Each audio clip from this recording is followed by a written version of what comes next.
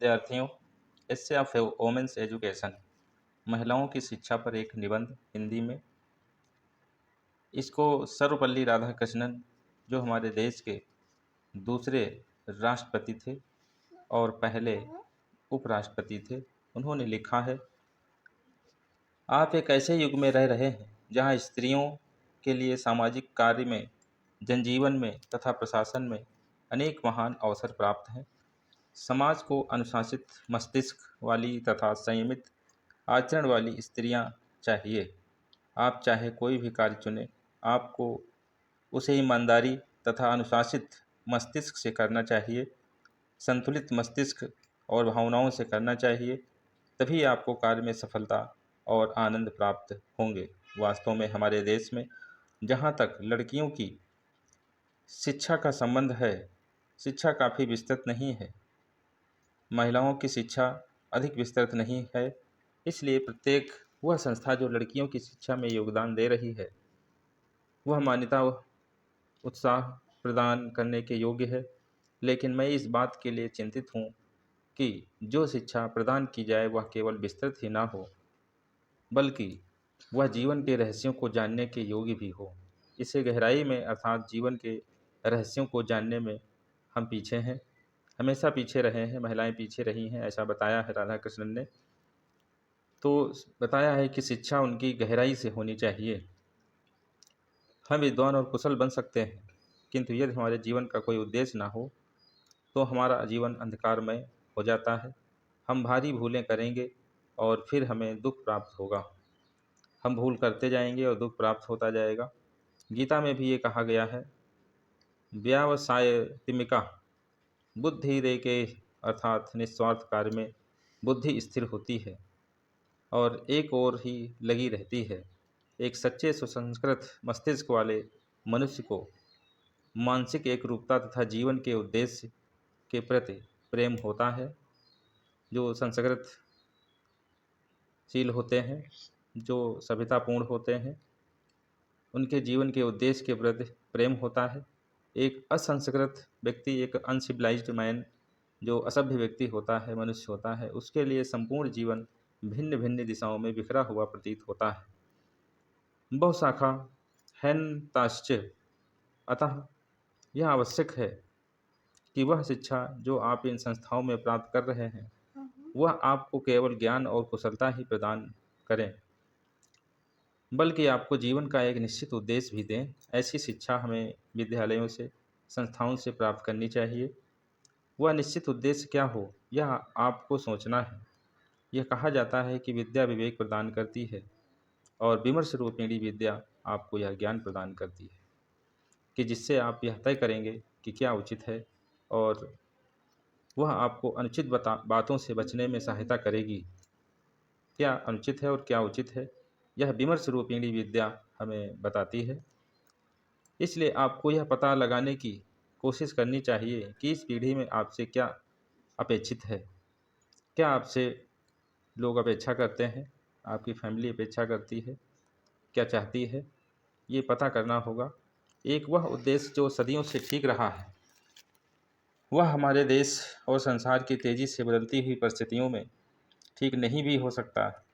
इसलिए वह उद्देश्य जो आप अपनाएं, वह वर्तमान पीढ़ी की आवश्यकताओं के अनुरूप होना चाहिए। जब भी हम कोई कार्य आरंभ करते हैं, तब हम अपने मंत्रों का उच्चारण करते हैं और उस कार्य को समाप्त करते समय शांति शांति शांति कहते हैं। अध्यापक तथा शिष्यों से यह आशा की जाती है कि वह एक दूसरे से घृणा करने से बचें। ये पॉइंट राधाकृष्णन ने, हमारे जो सेकंड राष्ट्रपति थे, उन्होंने बहुत ही अच्छे ढंग से बताया है कि एक दूसरे से घृणा करने से बचें। विद्यार्थी और अध्यापक के बीच में कोई मनमुटाव, कोई नफरत, कोई घृणा नहीं होनी चाहिए। साफ सुथरा मन और आत्मा होनी चाहिए, भावनाएं होनी चाहिए, जिससे कि वो अच्छी तरह से शिक्षा दे सकें और विद्यार्थी अच्छी तरह से शिक्षा ले सकें। दया एक ऐसा गुण है जो पुरुषों की अपेक्षा स्त्रियों में अधिक पाया जाता है। हाल ही में मैंने एक पुस्तक पढ़ी है जिसमें स्त्रियों के गुणों के ह्रास के विषय में पढ़ा है, और उसका मुख्य कारण है दया की भावना का ह्रास होना। दया की भावना का विनाश होना, ऐसा राष्ट्रपति कृष्णन राधा कृष्णन जी ने कहा था। दूसरे शब्दों में स्त्री का प्राकृतिक गुण दया है। यदि आप में दया नहीं है तो आप मनुष्य नहीं हैं।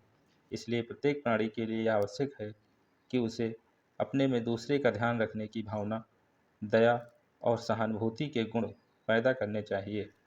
इन गुणों के बिना हम मानव कहलाने के योग्य नहीं हैं, बल्कि केवल नर पशु हैं। एक प्रसिद्ध कविता है जो हमें बताती है कि संसार विष वृक्ष के समान है। इस अपूर्ण विश्व में अर्थात संसार में अद्वितीय गुणों के दो फल हैं। वे हैं अपनी महान साहित्यिक कृतियों का अध्ययन और महान विचारकों के साथ एकरूपता। यही वे दो बातें हैं जो मनुष्य के हृदय और मस्तिष्क को बदलती हैं।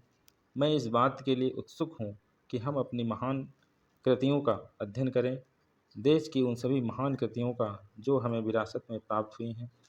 एक उपनिषद के छोटे से कथन में एक प्रश्न किया गया है, अच्छे जीवन का सार क्या है? शिक्षक उत्तर देता है, क्या तुमने उत्तर नहीं सुना?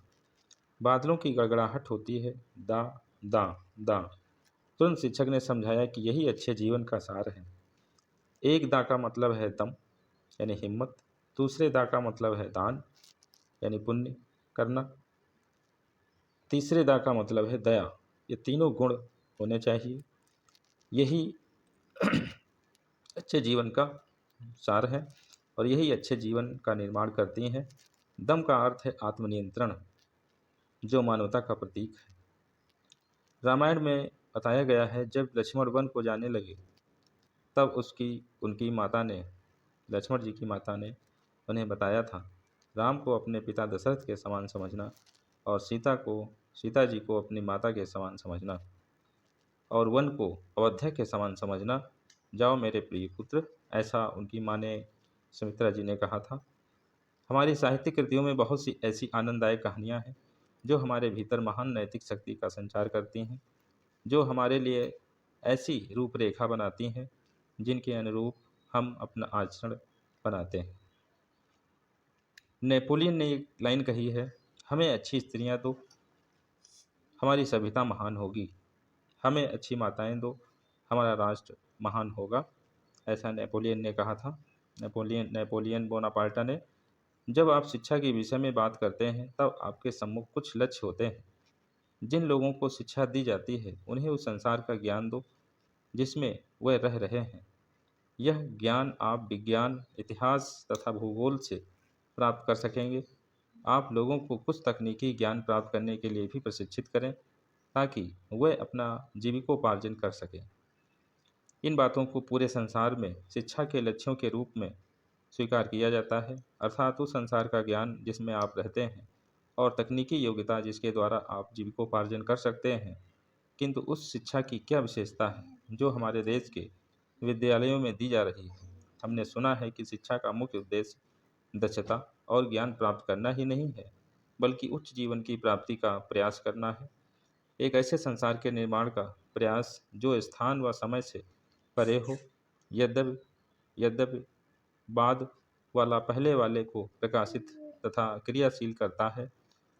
यही शिक्षा का मुख्य उद्देश्य रहा है। सदियों तक हमने स्त्री जात की उपेक्षा की है।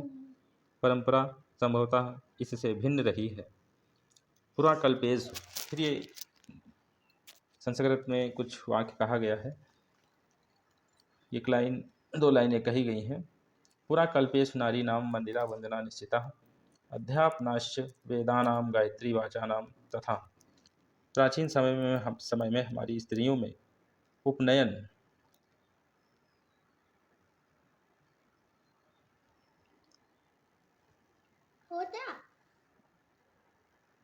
प्राचीन समय में हमारी स्त्रियों में उपनयन संस्कार होता था होता था वह वेदों का अध्ययन करने की अधिकारी हो जाती थी। वह गायत्री मंत्र का जाप करने की भी अधिकारी हो जाती थी। ये सभी हमारी स्त्रियों के लिए खुली थीं, किंतु हमारी सभ्यता संकुचित हो गई और स्त्रियों की पराधीनता हमारी सभ्यता के पतन का एक प्रतीक है। स्वतंत्रता प्राप्ति के बाद महात्मा गांधी जी ने अथक प्रयास किए। उनके प्रयासों से हमारे देश में एक क्रांति आई और अब स्त्रियां अपने पैरों पर खड़ी हो गई हैं।